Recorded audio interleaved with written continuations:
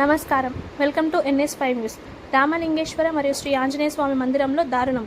కుత్బులాపూర్ నియోజకవర్గం Jeedimetla police station పరిధిలోని గాంధీనగర్లో శ్రీ రామలింగేశ్వర మరియు ఆంజనేయ స్వామి దేవస్థానంలో సుమారు రాత్రి 3 గంటల సమయంలో ఆలయంలోకి మద్యం మత్తులో ఇద్దరు గుర్తు తెలియని వ్యక్తులు ప్రవేశించి దేవాలయంలో గల వస్తువులు, దేవుడి సామాగ్రి ఎత్తుకెళ్లడం జరిగింది.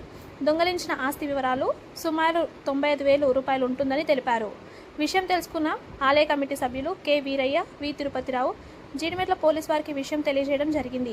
కేసు నమోదు చేసిన పోలీసులు మరియు స్థానికులు ఇచ్చిన సమాచారం ప్రకారం మరియు సీసీటీవీ ఫుటేజ్ ద్వారా 2 ప్రత్యేక టీములుగా ఏర్పడి దర్యాప్తు చేయగా యువకులిద్దరూ మద్యం మత్తుల ఆలయంలోకి ప్రవేశించి అభిషేక పట్న, హారతి పళ్ళం, నాదపడిగ, అయ్యప్ప విగ్రహం, రాగి సామాగ్రి దొంగలించారు.